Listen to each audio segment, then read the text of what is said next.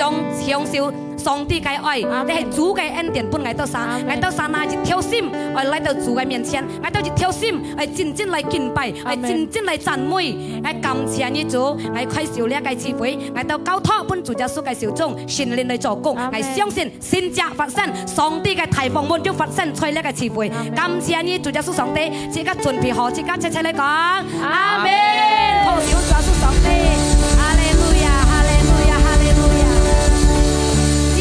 好阿們，自家信主耶穌嘅人真正嘅好阿們，哈利路亞，自家嚟讚美，自家嚟敬拜，哈利路亞。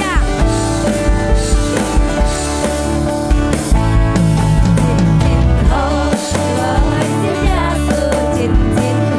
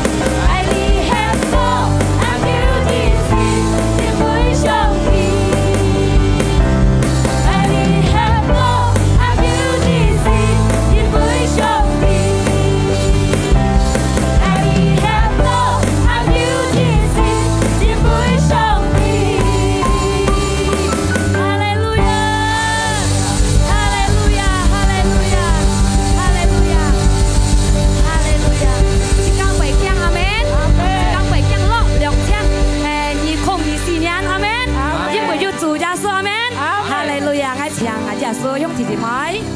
時間慢慢嚟初轉起。哈利路亞，感謝你主耶穌上帝，哈利路亞，哦耶穌，來到撒敬拜你，時間第時間渴慕嘅心，時間熱開信心，來到主嘅面前。只該信心真剛來到主嘅面前，感謝你主，你本來到撒肉係強嘅信心，來到撒能夠做啲咋強嘅一個聖人，一強嘅聖人。哈利路亞，哦耶穌。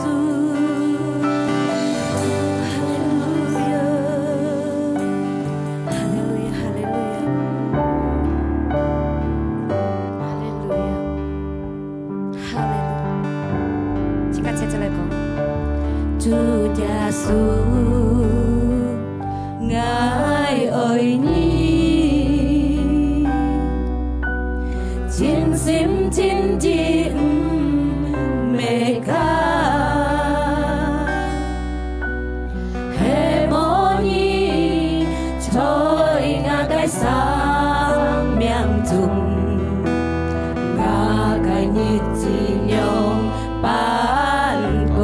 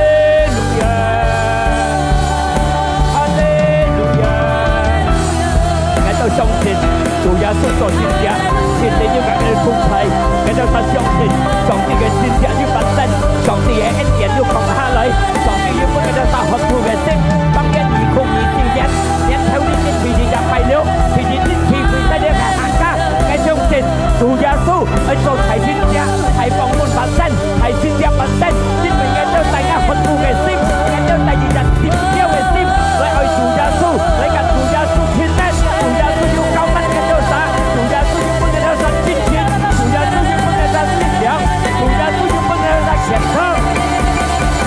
喺度逐漸見到條越片嘅真係就分離係啦，要被主幫你哋係啦。條要你先入係越片得到強，越片得到強，越片得到強撐，越分強嘅得到好，得到支持。要善加共下本善加，嚟晒要集善心，得到善加。盼阿公，有個同有婚姻，籠統去耶穌基督嘅名，緊要支持，堅持嘅成功。熱情嘅平素嘅你近走。係耶穌嘅變裝，一個平在度支持，一平在度消滅，一身體變健康，在度善加晒，在度支持，身體在度健康，靠條不是嘅主耶穌。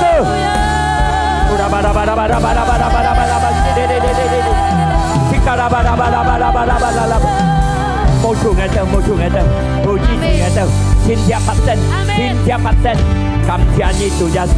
感謝你聖靈，我都相信主耶穌真當照，去行喺度講法，透過福音傳出去嘅法，我相信隆重主嘅女嘅，教乜隆重一嘅旨意，教乜福音傳一嘅法，佢有我都寫一嘅福，透過一嘅福音，透過一嘅反應，在耶穌基督嘅名，我都感恩，我都禱告，時間細細嚟講，阿門，阿門，哈利路亞。耶穌前能，耶穌撇天，阿門。萬要錯講一及一啲嘅恩分喜要你，歡喜看到你，搶錯。打龍係平安，要快樂，要歡喜，哈利路亞，要精神。隆重得上帝嘅福。kinh tông chiều tuổi thì chỉ đã bài liệu sẽ liên nhân theo nhị khung nhị sĩ nhị nhân theo nhị khung nhị sĩ song nhân có nhị nhân nào liền sẽ cả hàng liền xin nhân chẳng kẻ nhất hả ngay kẻ nhất ngay tuổi theo lung chúng lung thì mày ở trần ca kháng ở trần ca sẽ cả chín xin trần ca yêu amen mỏ hót võ amen ở trần ca khiến lấy trần mấy chỗ amen因為而家要精神能夠擔住這啲痛苦嘅聖經講係咁樣嘅啲，係個冇精神骨頭都吞得樣，冇精神骨頭吞得嘢是病痛就到嚟，所以而家日精神嚟強，精神強，你就病痛嚟，你就問題嚟，而家能夠開，因為上帝耶穌基督俾你嘅力量開嘅，阿門，哈利路亞。嗱，見下人頭而家嚟講到咧信心，即係印尼本講嘅大漢移民。啲人出嚟講我信心，因為點解呢？隆重熱切時間要寫緊你啲，時間要基督徒出嚟衝下嚟，即係個地頭衝下嚟，出嚟講我信心。隆重熱切出嚟信心，信心講我percaya，講我移民啊！時間熱切基督徒上帝anak，即係要信心，阿門。啊，今下我都係講到信心第四家係得信，誒，冇人。信心第四家信理，講一級一啲所要係要信心。信心第四家係得信，每樣世界要信心嚟去對付嘅，冇信心世界冇得信，冇信心世界冇信理，係咪？要信心一天世界得信，要信心一天上帝開路乜世界，係咪？哈利路亞。嗱，你阿孟要落講頭先時，我係朝世界看住個見證，你就阿子做見證，幫大家按每人啲唱歌唱人上去做見證，見下世界嚟看住個見證，我唱開嘅。主耶穌，安好上愛，讓個生活phụ nhân來我面前嘅，啲係做主公嘅人，啲係冇識行嘅見證。Ngài tôi là kèn chín của mình đi xăm xòa hàng bạc đồ hàng tháng tapi mẹ tan kia ngày tí đi thiền sĩ đồ đi trên chứ còn ngay cái chuyện chuyện như còn ngay cái chuyện chuyện chính chính là khí mèo nhưng phải về khí mèo nè chính chủ như buổi trái số hàng tuyệt sinh xa sẽ ra cái xin hồng này ngày nhìn tông rồi trong cái chuyện chuyện phú luận ngày đi gian đi sơi hẹn là đi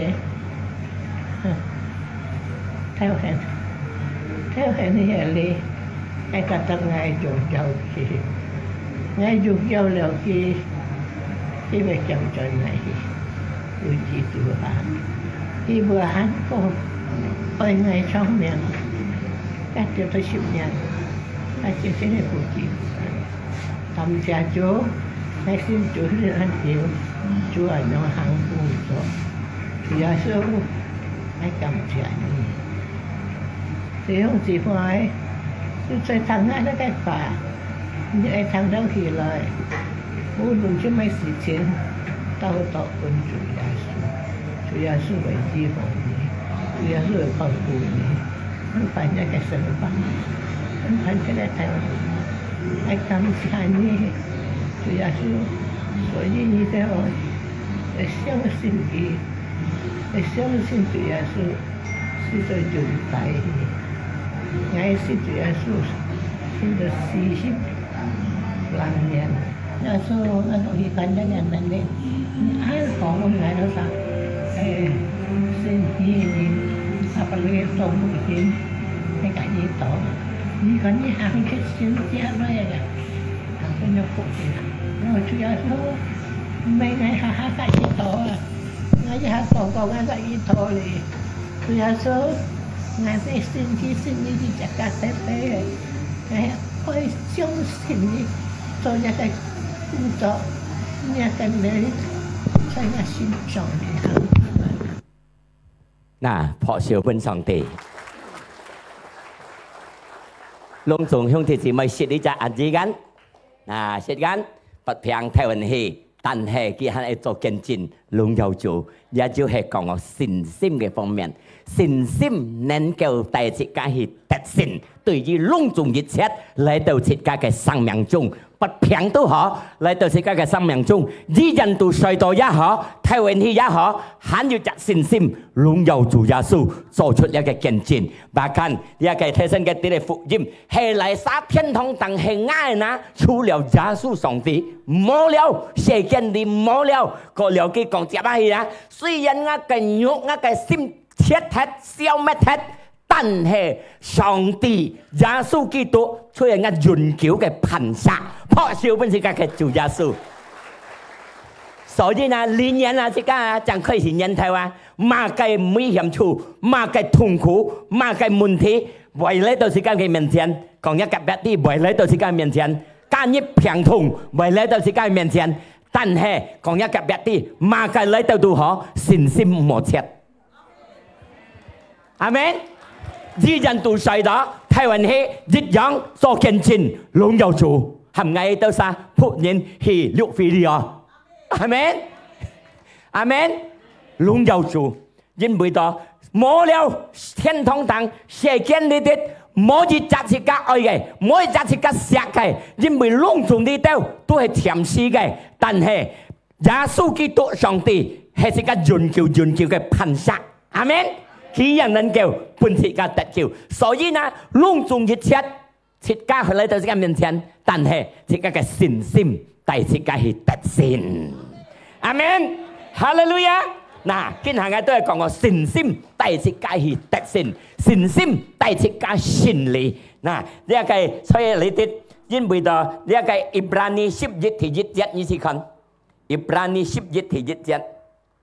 但係講信心呢，因為信心嘅方面，所以自家基督徒做咗上帝嘅人啦，十分重要。信心都係自家嘅基礎，信心了係自家嘅大洋，信心就係了比方你係何比，自家你係行計過步，行計要了嘅步，你嘅大你冇熱情心氣，冇大短，冇大學學，落作冇大學學，冇黏學學。các cái bộ Hồng Kông có dịch thiện tròn hết đến đó Thái Phong Dũng ứng kiều hay mà na hay còn cái nhị hay yêu thông minh trí慧thì các xin xin hay講打簽簽氣呢個bộ Thái cái係咪cái粗頭落到簽簽黏到鐵骨氣呢大大半嚟講呢bộ戲anh có Thái Phong Dũng嚟唔係tròn Amen ngay khi ở bom bay yêu幾多年前yêu cái lâu sinh個用啲tròn hết記得嗎是thằng đầu ngán所以cái可能被大陸叫本轉下去即係信心就係表示就係了解cái大而行信心即係個基督徒相信上帝嘅大阿們即係個基礎即係了大嘅基礎用叫做信心阿們信心強問題嚟不實嚟痛苦嚟滅即係唔係轉下去阿們哈利路亞因為你看呢個Ibrani 11ที่27อันยังเงิน講到ลุงจง一切都係從信心嘅嚟嘅是個希望嘅信心都係是個嘅盼望信心都係是個希望ลุงจง冇看到嘅但係佢要阿們 Ibrani 11希伯來書11ที่20ลุงจง一切都係從信心嘅嚟是個希望但係冇看到但係佢要嘅，阿們係講要嘅呢下唔是看，唔是用信心啲水度要落你表人唔唔緊係講緊冇啲水看唔到，我有信心，家下我到時學到，บอก佢要人帶水俾我信心，家要人難嚟阿們講到信心冇看到，但係佢要阿們信心都係講我自己冇看到嘅，看到唔是信心，哈利路亞。因為是個在呢個希伯來書在第10第38節安樣人講到，但係義人意思係講orang benar，但係義人佢生到即係從信心嘅嚟嘅，是個生即係從信心嘅嚟嘅，因為是個義人，但係是個義人呢，因為耶穌屬是個做耶穌嘅人，是個變義人變orang benar，阿們係真義人，睇少。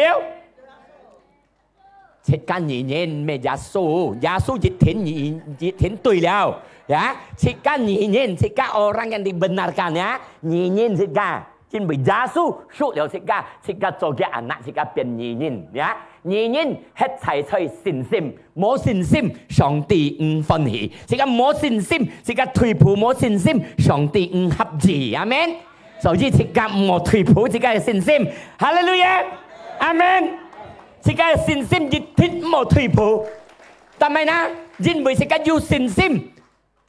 聖經都按到寫，有信心熱天又發生有信者，阿們。所以呢個路加福音18第8節咁樣講到，但係耶穌嚟講呢，要得到信心冇樣路加福音一台啦，是家千萬講基督徒前啲信主信心，但係家嘅福音講係耶穌熱嚟要信心嘛，可能耶穌mang嚟有冇看到？熱天切家生氣，阿們，切家生氣，但係要信心，阿們，信心係真到出妹，上帝就係咁樣嘅讀衰到睇運氣嘅信心冇就真。熱天佢係榮耀主，佢講耶穌佢做了見證，耶穌咪帶佢進。hắn要跳佢講，我冇做好，耶穌熱天帶我進佢講，係佢冇好事，就問我冇做人多跳熱跳，阿們。哇！即刻看嘅信心都係叫進你冇一個別你下，一個信心係乜嘢？哈利路亞！即刻熱天要信心。冇就同阿們，但係呢，因為這個世間的喺度，就係熱計了對戰量，對戰乜計呢？其實係個對戰係個嘅思想，對戰係個嘅心中，對戰隆重熱切係個嘅家庭度嘅問題，對戰嘅社會類嘅問題，馬計睇下天光熱係個對戰，係冇呢？你要信子要寫課嘅，學劍女要佢掉了，哇！要六日又要去播學了，咁咩對戰啊？佢咪對戰係咪啊？要去潛水工作跌冚，要去名人班嘢嚟做係嘛？一生呢就跌冚，要去人班嘢嚟做，話今日傳啲到嚟傳啲傳落叫冇貨色，家食家嘅負糖人，食家冇看人，就被當跌呢人， cái đồ thiệt khám bà tết hả所以tết mệt tết lấy dụng hay món á chứ hay tùy trần thì cái tùy phù cái mấy nhà hong sống thì cái tùy phù ăn to mùn thì ăn to sang xe ăn to cọ dòng này xe phò mắn thì cái dưới câu bà xe phò bằng thằng thì cái dưới câu bà cái mấy tùy trần hay món其他師傅對晚堂冇錢財講法，講一及一啲冇錢財講法，講我可愛法嚟，係咪？因為而家要誠心嘅人，係咪？要誠心嘅人，講我可愛法，講我少年康嘅，不然強嘅，不然要力量嘅法，係咪？哈利路亞！因為這世間你而家對陣，而家嘅路線猛超，而家係對，按多對付，按多而家係陣，係咪呢？而家係陣，而家係思想要麼？曉麼？要做麼？得到麼？呢一次梗係對付每日間，每下次梗係對付嘅。上下次講，我老公曉改變麼？我老公曉識麼？要人麼？信心一天曉改變，神亦禱告本嘢，阿們。上次梗係跪下上帝嘅面前呢，上帝改變我老公，但係我也先改變。我老公人看到我要改變，佢讓佢改變，阿們。講一改變，啲時間先改變。然後佢看到時間要改變，要上帝嘅愛，因為時間特別改變啦，因為時間要信心嘅人，就叫佢翻譯講，自自然然，一齊去信心，就上帝嘅話交出，時間改變，時間特別臉上看到時間要改變，佢看到嘅係時間信上帝，阿們。韓國時間嘅老公好過佢，好過佢看到，你係咪見係咪變hết，別曬นั้น食嘅咖啡一杯，你係咪日夾杯？所以乜嘢血壓啊？咩？你咩控制冇呐？阿門，哈利路亞！嗱，上帝將本節家愛將呢個信心愛將到出門。因為咪那按到上帝將本自家嘅福氣，自家掹見到嘅；按到上帝本自家好好將出嘅，自家掹得到嘅。但係咪掹得到？講一個別啲，咪可能一信心掹到嘅，係冇呢？自家冇得到，自家查單啥，我信心掹到嘅咯，係咪有同咯？我信心係冇呢？自家信心有同，自家得唔到嘛嘅，係冇呢？嗱，因為呢個二提摩太書4:7點樣講到，一保羅講，我已經對呢個世間對超了，我就到最尾嘅線，但係我要撞到我嘅信心，即係三倍你喺度，從呢計半日人拖下來，你係24人拖到出尾，即係啲其實上帝冚盡氣，我係講窿仲用電視咪聽，所以你啲嘅24人嘅日有，即係真係日過日。日過日嚟講，佢都係窿仲是家對付嘅，但係講到出尾一啲，我係講兄弟姊妹聽，是家信心去扎滿，信心去撞學學，阿們，哈利路亞！但係撞學學呢，因為到上帝準備將要幹面本是家，要講冇本是家，阿們，上帝準備將最好本是家，最家冇辦法路會變hết，痛苦別失禮，最家冇本嘅咩退步。自家信心咪增加強，信心咪增加前進，阿們。所以自家要信心，講一個別啲信心揸門嚟。第一，我出嚟講到呢下信心第7家係特性。第一就係自家係點點輕輕滅強自家嘅信心，阿們。滅強自家嘅信心，因為到ทำไมนะ呢一個雅各書1:6節佢講係講自家妥。上帝禱告1 Yakobus 1 ayat 6 雅各書1:6節係咁講到，係講自家禱嘅上帝禱，譬如自家禱告嘅上帝，要吹信心禱氣，咩亂禱冇信心嚇，自家禱嘅上帝講法，自家來到上帝嘅面前，有信心，阿們。Yakobus 1:6但係呢係講自家一啲唔冇擔心，自家嚟甲上帝講，嚟讚美主，嚟甲上帝禱，譬如禱，上帝嗌我家庭平安，嗌我幸福改變，自家要用信心嚟到上帝嘅面前，一啲唔冇擔心嘅講，但係呢，因為係講擔心嘅人，就係你海湧樣拋下來，拋下去半個風，講一夾一啲一信心唔用有同拋嚟拋為咗海湧樣。cái tiếp ấy đó 因為到安樣嘅呢人，就係提提這嚟講啊，安樣嘅呢人，你冇弄到，你得到乜嘅東西得唔到，有統得唔到乜嘅，你信心冇將去用用啊，人班人自家嘅信心要強，自家都愛講一個別啲，多多聽上帝耶穌基督嘅話呢，多多聽上帝嘅話，因為信心從聽基督嘅話裏來，阿們。聽了自家嘅思想，思想了自家就上帝嘅話去行，越聽自家強，阿們，哈利路亞！自家多聽上帝嘅話，多聽上帝嘅福音，多聽上帝嘅透過嘅僕人，譬如自家多讀聖經，切滅自家嘅信心增加強，阿們。係講自家多聽啲撒悔嘅是非。人家講了冇食嘅，咪自家肉嘅，咪自家喝嘅，咪自家驚嘅，你信心增加肉。每一個別，你個都聽每計啊，就你個信心去行，行住耶穌嘅反應，聽到係入落心中度，思想你想下嘅，想了自己就嘅嘅反應嚟行，越斷自己嘅信心強。問題嚟，痛苦嚟，逼實嚟，違法是非嚟，咪自家嘅信心唔會凹下去，因為自家強，多聽上帝嘅反應，自家嘅信心更加強，多聽是非，多聽冇食嘅，咪自家嘅信心弱，越聽自家學係弱係，講一個別啲，家冇多聽家，很聰明三馬啲嘅講冇多聽家少啲了。咩就講冇多聽家，冇多講家。生下自家錯人，冇咪實踐前文法家，唔重要嘅，係咪？啊你冇咩你滿滿背滿，因為嘅滿啊你達冇人錯。還有人班人咪自家信心強，到千咩架上帝，嚟敬拜讚美。要一時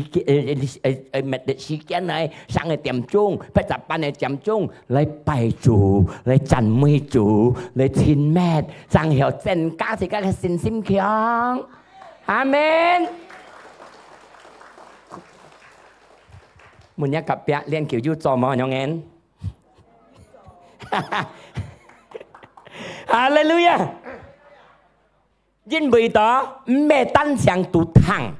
聽到很夠，聽到那個思想了係就加去做，因為到在馬太福音7:24節有人講到，耶穌講本家嘅徒弟啲，本家嘅學生啲，你係透過僕人也講本隆重自家禮堂，在馬太福音7:24節有講，每個人聽我嘅話，就我嘅話去做。佢表示要隻聰明智慧嘅人，而家嘅目，而家嘅信心，在殺古頓，在噴殺嘅意思。係講自家聽上帝嘅話，自家就上帝嘅話去做，自家就表示而自家嘅信心，在耶穌基督裡面。就而在耶穌基督裡面嘅信心，佢嘅福音接下去，然後落水來浸水，來水災。來呢部呢啲自家嘅部，譬如來水災、來問題、來痛苦、來逼實、來到自家嘅生命中嘅意思就有嘢呢。過了幾講咩嘅？然後，但係呢個部唔係惡hết，嗱，自家嘅信心係喺在耶穌基督呢啲自家嘅信心唔係惡hết，豐容熱嚟唔係惡hết，豐容乜嘅呢？就係講問題、痛苦。逼實各樣事件呢啲咧，咪自家信心弱嘅，係講自家信心，而在耶穌基督，而在噴殺呢啲，呢度隆重熱嚟，自家本強冇爭，阿們。但係嘅26節人樣講係嚟撒旦嘅法，冇就嘅法去做，啊你知嘛？聽福音盡係冇去做。我希望聽了上帝嘅福音，盡去做，就上帝嘅法嚟行，脱了上帝嘅經説了下嘅，自己就個經節嚟行，阿們。因為到咩呢？係講你冇就個嘅法去做，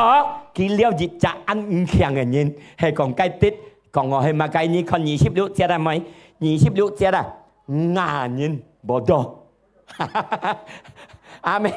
即係咩間人啊即係要聰明智慧但係唔係講我佢唔強嘅牙啊佢嘅母吹沙掉佢母吹沙掉嚟講風湧熱嚟沙掉你咩啲吹到風湧太湧嚟沙拋人走係咪啊係講即刻聽上帝嘅話，冇就上帝嘅話去做，即刻吹了氣，即刻嘅信心，吹沙掉嘅啲，咩吹噴灑啲，是吹沙掉，你風湧熱嚟，你係嘅木搭盡，意思係嘅信心達得跌氣，信心達得弱氣，哈利路亞，歡迎晒講阿門。嗱，第二嚟講，即刻信心帶即刻係特性，第二出嚟講講相信。冇有講冇可能對自家嘅主耶穌，阿們。然後相信冇有講冇可能對自家有信心嘅人，阿們。因為路加福音37節按樣樣講到，路加37節樣講，因為對於上帝冇有講冇可能，阿們。對於自家嘅上帝係耶穌基督。冇有講冇可能嘅，因為上帝嘅話講出，冇有浪費到講盡，阿們。哈利路亞！一件事入邊啲，即加上下傳福音，本即刻親戚朋友及103人，佢當然即刻嘅下傳文幾啲唔係談嘅啲，但係我講窿中央電視台，要一段時間，即刻啲，佢會變成主，係咪啊？嗱，家出嚟即刻講出嘅上帝嘅話，冇要失敗到講盡，阿們。因為對於上帝冇要講冇可能，兩種有可能。馬可福音馬可9:23，馬可9:23，佢嘅每一啲佢講到冇要講冇可能。對有信心嘅人，嚟實相信耶穌基督嘅人，也係冇有個冇可能對於你。但係呢，因為到即刻啲，在呢個約翰福音嘅啲啊11:39，一個經書嗰啲寫到，耶穌嘅按寫了按到要隻馬達，要隻按到拉撒路斯，要隻按到瑪利亞。呢拉撒路斯都嚟自人都死咗，死了4日。但係耶穌接到嘅消息咧，拉撒路斯快咗。耶穌講是明明耶穌係去看佢嘅，但係佢接到消息講佢快咗，佢專司猛去個劈棚，萬家2-3日就去到，萬家幾日就去到。但係那個福音講，但係佢專司萬家幾日就去到呢？為了咩呢？為了你學要信心，學相信。即刻三回你喺度，可能即刻禱告，可能即刻求助，耶穌猛答應半即刻，猛學猛退步，阿們，猛講哎耶穌相愛，上帝冇聽我禱告，嚟殺啲上帝嚟練即刻嘅信心，半即刻學相信，阿們。然後呢，呢個接報消息，佢講拉撒路斯死咗了，那死咗，你下即刻就嚟去嘅，去到計嚟講，佢到二到呢個按到馬達嘅，約翰呢10月39，時間嚟看，約翰呢10月39先嚟講，佢講呢個因為到呢個死了，佢到病落幫敗喺沙龍空途嘅死少，啊，你下到病咗去石像。幫排병在山谷度，阿們嗱병喺度，佢講丟個石鼓丟開嚟，啲馬達係乜講？即刻看佢講，上帝佢已經超了，死了4日了，4日是超了，別咋嚇？死了4日超了，但係佢接下去，耶穌講，我未講了你啲啊，阿三你相信，你看上帝嘅功用，阿們。阿三，你相信你看上帝做嘅先知，阿們。阿三，你相信你能看上帝做嘅先知。阿三，你相信你能看上帝嘅功，阿們。所以自家要信心，在馬街度嗬，自家要信心。講一級別啲信心十分重要。阿門。時體4日就算秋風了，免了，秋風了免是被責問他，係講上下我係看你係蒙蔽講摩洛石上要來水啊，啊，我識打呢個啊，你係石上病人佢唔為了，強核，但係4日時上要梅了，秋風了。經節講唔係啥啦，4日有秋風啊，但係我而家相信時體能夠復發。你下兄弟姊妹，幫上幫2023年，一物嘅時體係一盼望時體。你對於一老公，你希望一老公係人班人，哦冇希望，我時體有嘢希望。哦，你對於一家庭人班人，哎呦，似冇希望，要個人要認頭咯。我係講籠統兄弟姊妹哋，本係要信心。時體能夠上帝變上來，阿們。一個盼望，可能2023時體了，2024你本有信心，主耶穌能夠祝福，能夠變上來，阿們。可能一個條路切得冇變了，冇辦法了，2023就冇希望了，死了，冇路行了，2024本有信心，主耶穌能夠開路。阿門，哈利路亞，哈利參加熱團嗎？哦，哈利路亞，參加熱團啊！信心能夠帶起家去勝利，信心能夠帶起家得勝，信心能夠帶起家看上帝嘅光榮，阿門。嗱，第3團都係講到禱告唔好吞，到上帝答應。禱告到上帝答應自家，意思係講咩？信心唔好渺小，信心唔好行去半條路飛，掹得到上帝嘅答應，真正嘅禱告，真禱告，真希望，真禱告，係咪？但係係樣嘅呢？因為自家聽呢個經書學啊，在路加福音18第1節係樣嘅講到。耶穌講啲嘅樣本隆重言堂，加入你係講本自家隆重禮堂。佢講咩呢？自家熱天愛禱告到5點，一個印尼本講5jam，意思5懶，愛增加勤禱告。路加福音18第1節，愛增加勤禱告。唔好熱下，唔好懶禱告，而增加勤禱告，阿們，哈利路亞。因為耶穌本出自家講自家啲，而增加勤，唔好懶，唔好心量下自家禱告掹得到，掹上帝掹答應，自家點hết。但係唔好點啦，因為呢個第6節18第6節係樣講到，耶穌講記得，佢就甩乾講嘅話。記得嘅日甩乾講嘅話，路加福音18第6節，但係嘅日甩乾講嘅話呢，因為到佢要責任，點你簽呢個甩乾憑嘅事，係咪甩乾幫嘅，佢要問題你責任，點簽呢甩乾波浪藝、多浪藝、幫藝。熱ลิ้นทิมกีลัดก้นตูชีโตเตรียมเลยเก่าเท่าไงลีจากกันปนยันเดียมเย็นเตรียมเลยคิวไงเตรียมเลยเก่าไงงาก็ซิมทีดงถิ่นเตรียมเลยเก่าเท่าไงงาชีโตลิเซยูอ่ะยิงก็เตรียมชิมนี้สิกายหาเป๊ะเปียงเตรียมเห็ดแล้ว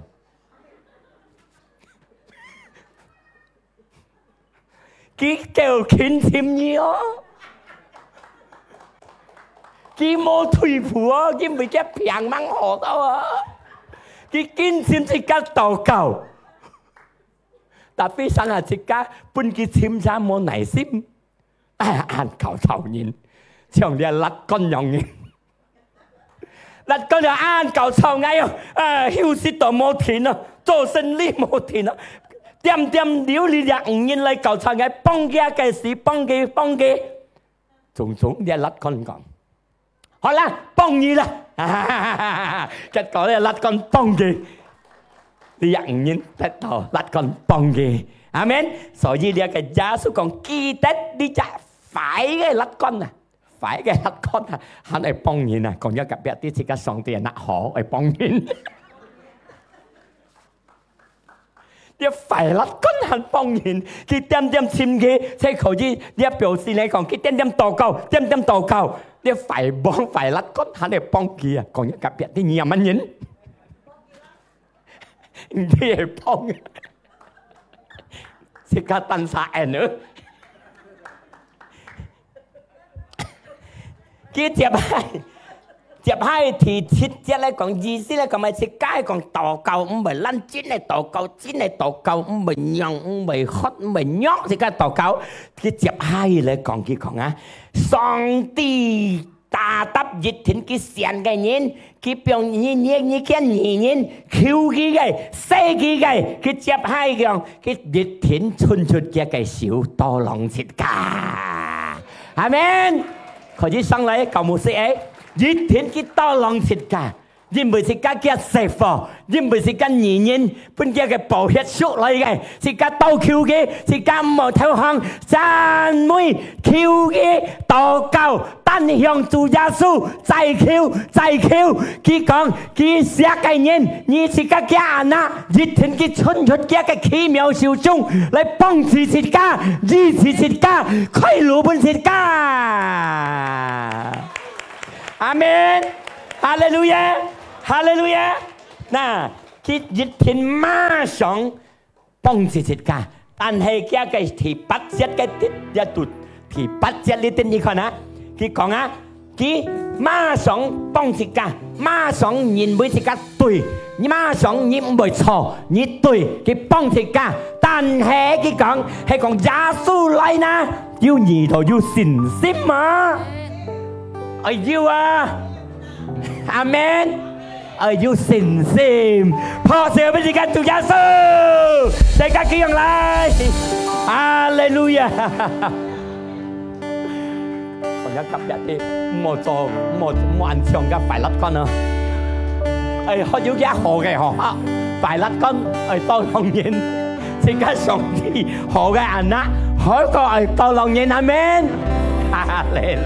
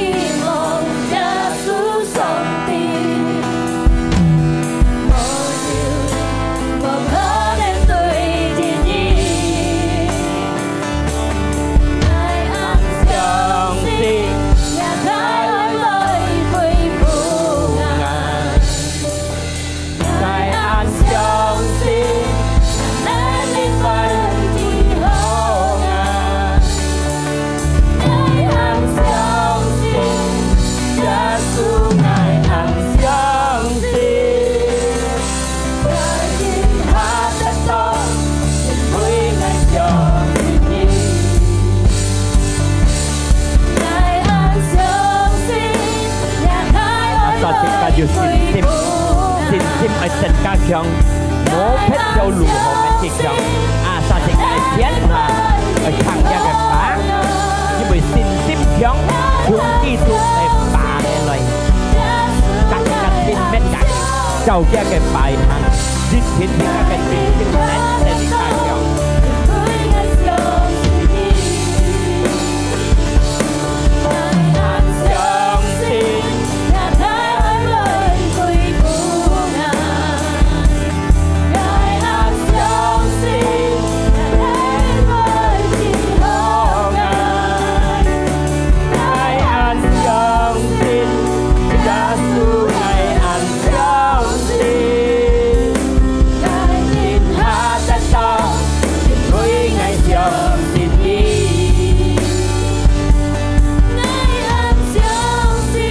Chúa ngài tôi trong xin ngài tôi như là trong cái xin nhưng vì như cái xin kinh còn dù thôi nhé là cái xin thì cái nên tôi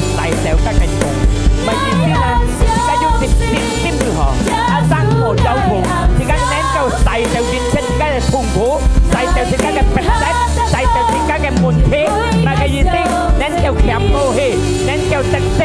問題嚟、痛苦嚟、逼迫嚟，要擊退免人睇嘅信心。阿大真，阿大強，即刻能夠甜到一切嘅痛苦。阿門。阿沙兄弟姊妹係咪強一嘅信心？係相信冇有個冇可能對耶穌基督，就要冇有個冇可能對這個語言，也這個禱告冇點。再禱告，再求主，再希望主一天去祝福世界，因為上帝耶穌基督本有一個養活世界，一個快嘅立竿很有答應，你只五年嘅要求嘅，幾日多浪嘅，因為到呢五年點點去禱告無斷，即刻做上帝嘅人啦，點點嚟禱告，點點嚟向主，點點嚟求主，我相信主耶穌能降嘅嘅善者，下半路。眾兄弟姊妹們，但破少本世界嘅主耶穌，感謝你主耶穌，將把呢個信心，我到行呢個人，到出嚟，我到係強嘅信心。阿門，阿門。呀，隆重祝福，阿門。祝福破少講哈利路亞，哈利路亞。世界咁樣咧，世界就嚟準備世界嘅奉獻，世界禱告，到了教世界嘅奉獻，世界嚟轉嘅禱告轉咧，世界企行嚟世界嘅奉獻啦。主感謝你主，我相信將把呢個人頭上帝要揀到通齊到出門，我都要信心對主耶穌，上帝安好對我係非常上帝嘅恩典。將把帶呢個奉獻，在耶穌基督嘅名前將呢個奉獻做主嘅工作，感謝你主耶穌，在耶穌名嘅禱告，哈利路亞，破少本主耶穌，感謝你主接當嘅到隆重嘅家紅中主嚟佔一個恩典。因為呢個詞彙到你為止，跟住當你轉，我相信神靈要揀到通齊，大家都轉到不卡順順利利分而計啦。因為耶穌嘅愛安提對嘅到撒嘅獻出，嘅到看使福法，為到嘅到相信其實得到永久嘅生命。神靈唔是離開個兄弟姊妹思想嘅人通齊，第四屆係特勝嘅路，阿實神神揸門嚟，所以耶穌基督嘅名字嘅感恩，這個禱告，這個謝謝你講，阿門。